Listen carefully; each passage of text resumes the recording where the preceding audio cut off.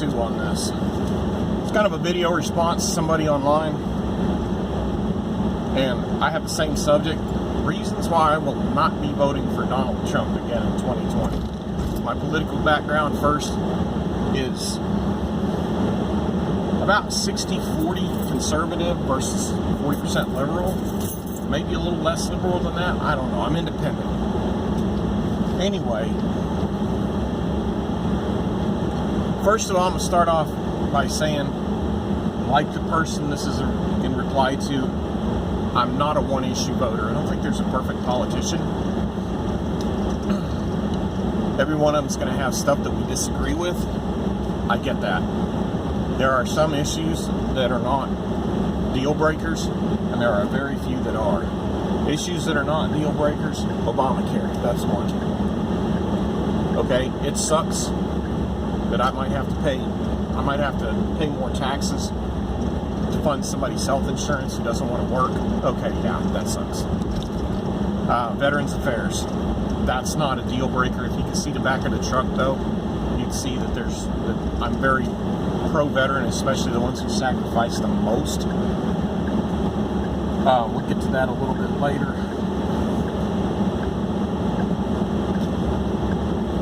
The one issue that is the most of a deal, the biggest deal breaker is guns. Pure and simple, the right to bear arms. Second Amendment, everybody in America is familiar with it.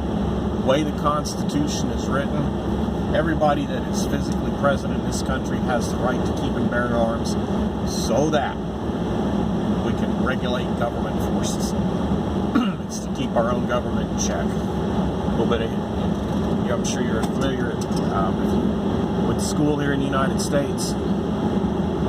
You're familiar with the American Revolution and the reasons why it took place. If you didn't go to school in the United States, then I hope you're a citizen, you're here legally. If not, get your paperwork started. I'll tell you that right now. Get it started. Let's get you legal. I digress.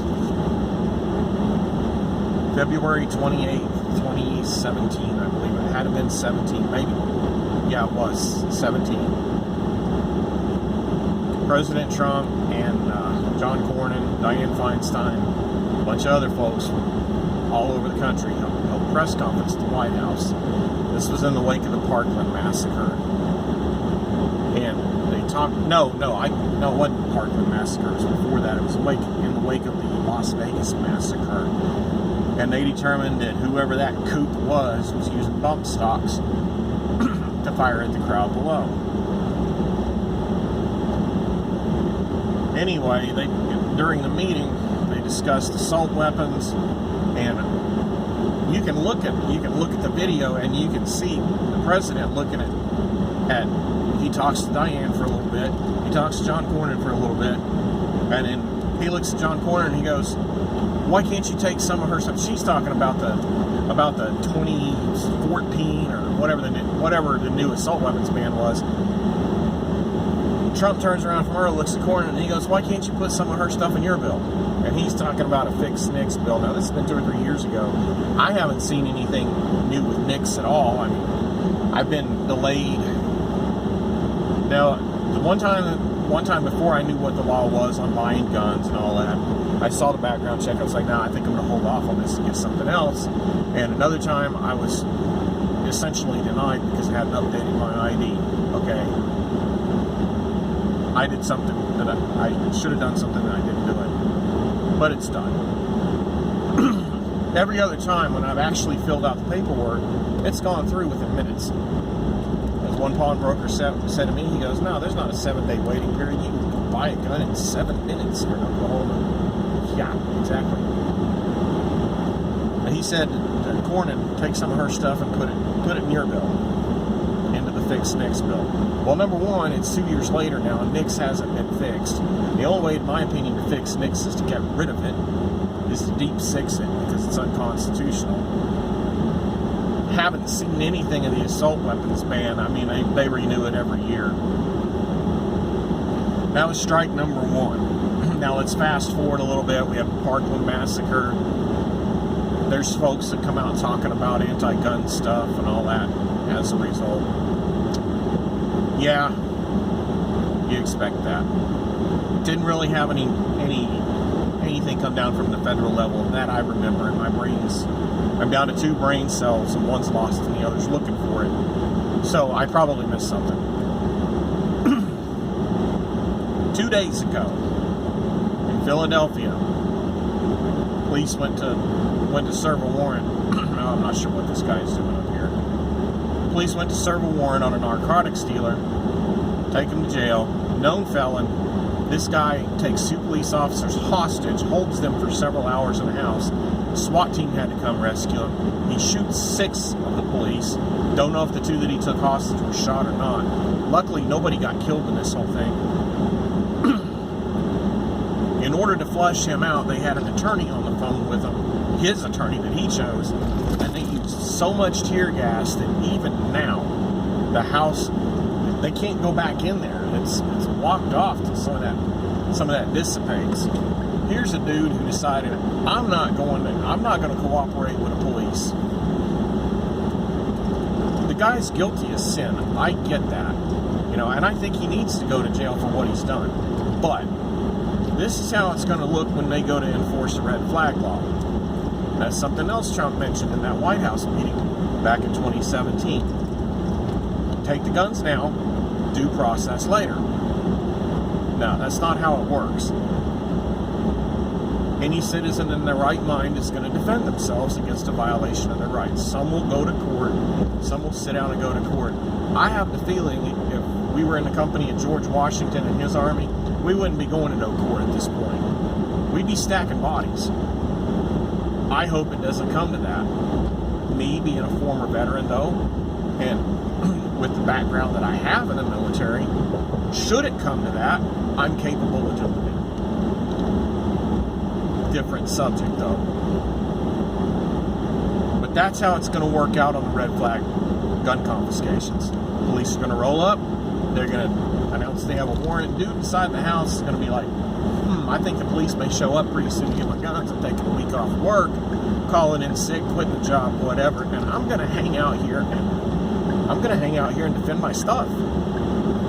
I don't blame him. As it goes on, how many police officers are going to fall? How many is he going to shoot? Is he going to die on the way out? I'm going to have to ask this question too. Nobody supports fighting back against. Okay, a few people support fighting back against the police. Something I'd rather not see happen. But what right do we have to put our officers in harm's way for something like that? Answer: we don't. I don't have the right to say, you, Joe, police officer, go over there and take that guy's guns, knowing that guy's going to shoot back at him, possibly kill him. It's not cool. So there's red flag laws. There's the failed fix NICS thing. There's the assault, the little blurb about the bump stock and the assault weapons ban. Well, we're talking about that assault weapons ban again. I'm going to give you an example of what I call an assault rifle, and I love that term because it makes people mad. To me, an AR-15 is an assault weapon. A Hi-Point 995 is an assault weapon, and evidently Senator Feinstein agrees with me. Because the 995 is on her assault ban list, or assault weapons ban list. Great. A cheap rifle considered a weapon of war. That's fantabulous. I actually might own 1 or 2 of those, or maybe even more. It's beside the point, though. They're talking about renewing that. They're talking about expanded background checks even further. And here's something I didn't touch on. Mentally ill people. I've had a high side dismount, and I've got an 80% disability from it. It's service-connected, all of it. I get the fact that people have bumps in the road in their life. Sometimes they may have a nervous breakdown or a bad anxiety attack. Oh, here's that construction again. I forgot about this. They may have a nervous breakdown, anxiety attack, something like that. Dog died, wife divorced them. Yeah, this is going to put a lot of stress on them. Put them in a hospital, maybe. Now they get the label of mentally ill and shouldn't have a gun. What does the Constitution say about mentally ill people having guns? Everybody in this country has certain inalienable rights. until due process has been followed. So just because the guy goes to the hospital and has to stay on the psychiatric wing, maybe has to take a little drug or something to get a little bit more spring in his step, doesn't mean that he cannot own a gun. I'm tired of the Republican Party saying that we need to do more about mentally ill people. No, those people don't go shoot up a crowd because they're mentally ill. They go shoot up a crowd because they choose to. Hello? It's a conscious decision. They say to themselves, I'm going to get up today and I'm going to go to a crowded place and I am going to do some really, really bad things. Hold them responsible for it. Don't take my tax dollars, stick them in an institution, and give them 3 hots and a cot as a result for murdering 15 kids. That isn't right either. I'm going to get off that subject. I don't ever want to hear about this mentally ill crap again. If anybody has a reason to claim something like that, I'd be one of those people. I have my ups and downs too. But I live in a pretty gun-friendly state, and despite the ups and downs, I can still buy guns legally.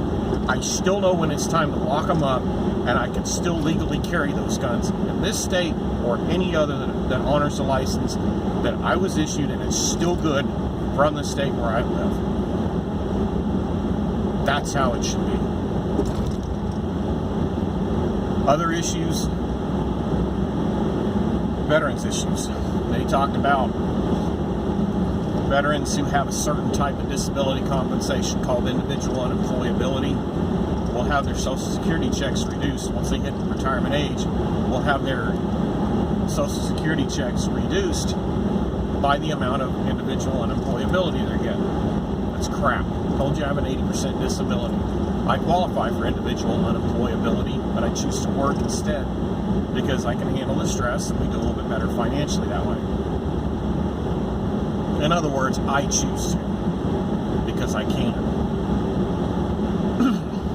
But the disabilities that I have are such that they can shut me down for a day. They affect my daily life. When I get up in the morning and have a back cramp or have knee problems or something like that, of course it affects my ability to get around and to do a job. I'm a little bit slower. Fortunately, the folks that I work with have, with some persuasion, been understanding of that. But it's not a walk in the park. I may be facing medical retirement within the next year or two, and that's fine with me. But the thing is, if my case goes to this individual unemployability and the VA says you cannot work anymore, that's not my choice that I made. So why should I be punished for a choice that the government made? I put in 27 years of my life, actually 29 years of my life into the workforce. The Social Security money that's been taken out of my paycheck is mine. It's been put aside. Well, actually, it's used to pay current Social Security, make payments to current retirees. But by proxy, it's been put aside for me to use in my retirement when I get to be 67 and a half years old. It's not fair for them to look at me and say, well, your Social Security is only $1,400 a month, and you're getting $3,000 a month in individual unemployability, so we're not going to pay you the Social Security. Bull crap. Just a side note, the way individual unemployability works, the reason why we have it is because the VA's disability rating system is screwed up. If they fix it, then we wouldn't need the TDIU stuff to begin with. So that's just it in a nutshell. But anyway, President Trump and Dr. Wilkie were talking about that. That caused a backlash in the veteran community. Even DAV 39 over here in Midwest City had something to say about that. They were polite, but they didn't agree with it. That's something I feel pretty strong about. You do not take the people that have defended your country and then turn around and crap and pee on their graves when they died of a disability, or crap and pee on them when they're struggling with one every day. You need to protect need to give back to those people. And it's not just veterans, there's other folks that risk their lives, law enforcement, firefighters, whatever entity that they have worked for needs to take care of them. That's just the thing to do. As I said, I'm not voting based on, I usually don't vote based on just one issue. I feel like the firearms thing is big enough to say no to Trump this time around. I am definitely not voting for any Democrats. Right now we have a Democrat U.S. representative, which happened because our Republican voter base here in Oklahoma City was freaking asleep on election day. We gave them 2 weeks, 3 chances, it wasn't 2 weeks, 3 chances to vote early over the course of a week. I voted that Saturday before election day. Nobody showed up to vote. Okay, I understand it. If there's no candidates on your list, if there's no candidates on the ballot that you think are worth voting for, fine. Show up and vote on the bond issues. But seriously, I don't think the Republican Party even got out of bed on voting day. That's how we got a Democrat here. They're like, oh, no, Steve Russell's got it, there's no problems there. You can't do that. You've got to look at the ballot. You've got to consider each person's history.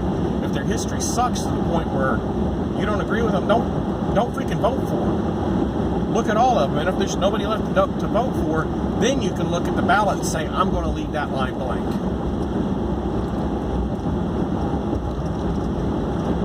So that's my high horse there. In this election, that's probably one thing I'll do. I probably will vote against Kendra Horn. No matter, I don't care if they put Curious George up against her. I might even go to the primary. Matter of fact, it's a good idea. Since I'm independent, I could go to the primary and vote against somebody else, anybody else, to get that woman out of there. I don't know if there's going to be an independent candidate or not. That would certainly make some of my Republican friends mad. It's like, hey, I'm going to the Democratic primary because we need to get so-and-so out of office. Let me cast my vote for somebody who's a real piece of crap. And that way, the voter base will say, well, this is who we've got, piece of crap versus the incumbent. Piece of crap beat him, won the primary. No, I don't think I'm going to show up and vote for that one. I'm just not even going to mark that. That's what I want. The stock market's starting to slide. That kind of ties into foreign policy, which, I'm going to be honest with you, I think Trump's a little naive on that. I think Rocket Man is still building his stuff. He's probably got a working nuke by now. The only thing that made him friendly with the United States is when they blew the bunker in a couple of years ago. Literally, it collapsed. Yeah, he got friendly real quick. They're probably tested somewhere else. I mean, we're not stupid here. So kind of not real thrilled about that. Again, that veterans thing, not deal breakers. The good stuff, Obamacare's gone. The Obamacare is gone. Tax code was simplified, which is a mixed bag because now filing taxes is a nightmare. You fill out a little postcard size thing, and he's like, it's going to be the size of a postcard. Yeah, plus about a dozen other forms. Oh, what else is there? Handled Hurricane Harvey pretty well. So, I'll give credit where credit is due, but let's think about it. This election coming up, what choices do you have? Unless Republicans will actually get out there and change things in the primaries, the only choices you're going to have are either an outright liberal, one, or somebody who's from one of the most liberal states in the country who's claiming to be a liberal. Now, over the last presidential term, did we learn a lesson? How can we trust the liberal? How can we trust the liberal? The answer, we cannot. We'll tell you one thing, though, about the last president. Mishandling of I think it was the Egyptian affair very early on in his presidency, where he sent the baton over there and basically unloaded the magazines. Unloaded all the cruise missiles from the magazines. Spot on. But I didn't agree with very much else that he did. Anyway, like I said, that's just kind of my rant against the current president that we have and the Republican Party in general, the party that most of my friends think is going to save America. No, it ain't. Newsflash, people. They're in it for themselves. They ain't in it for the country, and they certainly ain't in it for us. Independent folks, I agree with CJ about this one. They can't get their crap together. Or I say independent, like third parties, libertarians, whatever. They can't get their crap together on this. Give me a good, solid candidate who has a couple of things, who supports a couple of key issues, and he's got my vote. Till then, though, nope. And I don't care which side of the fence you're on. I don't care if you're red, blue, rainbow color, green, yellow, or what. You know, if you don't like my politics, then I don't care. Anyway, I forget, since I'm independent, I forget which party is which, and which party is which color. I mean, obviously, I know which one's conservative, which one's liberal, but I don't care about colors. To my independent friends, cheers and have a good evening. My gun-toting friends, carry on. And to my friends who are outright liberals, you know, you and I probably never will disagree or never will agree on politics. That's fine. We just won't talk about it, but we can still go have coffee or have a beer or something like that.